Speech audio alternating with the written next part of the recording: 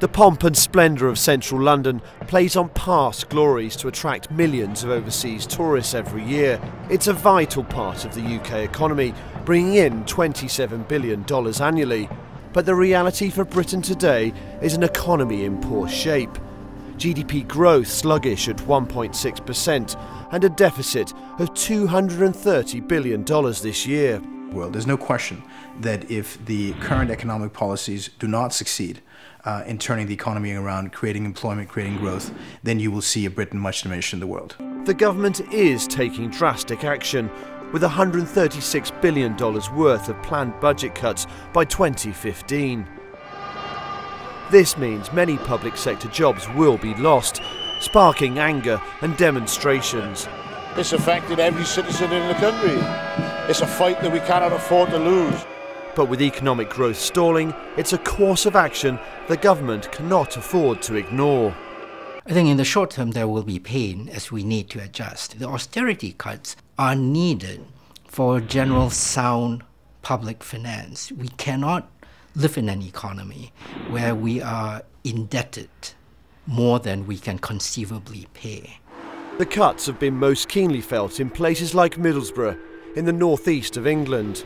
The local council has been told it must save $80 million and cut 500 government jobs. And many in work are being asked to reduce their hours. If I cut down to 15.5 hours, the tax credits I wouldn't claim, maintenance payments I get from my ex-husband. He also works for the councils, so obviously any effect on him is going to affect me as well. So I'm going to be literally living on the streets with 2 children. Unemployment is sitting at nearly 8%, and with inflation at 4%, even those with jobs are feeling the pinch. Used to be a family treat, maybe once a week we would get a takeaway meal, and we can't afford to do that anymore. We haven't bought one for some time. You have to think twice before booking a holiday, going places. The UK economy has weakened.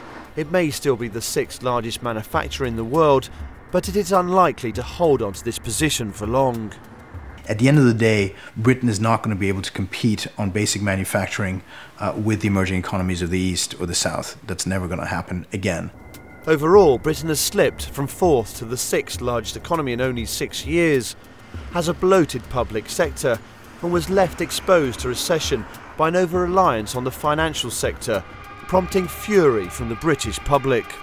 We want equality for everybody, no bankers' bonuses. The bankers gambled with everybody's money.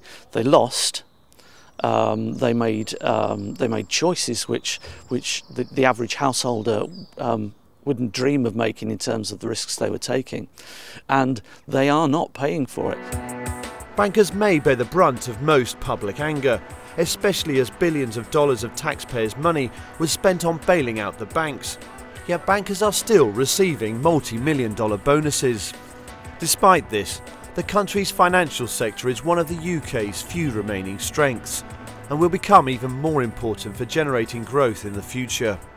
Although a lot of people blame the financial services industry for the financial crisis, nevertheless, it is still a large part of the UK economy, and then it is where the UK probably does best. So I think part of that story still has to be around the financial services industry, around the capital markets that London offers to the world.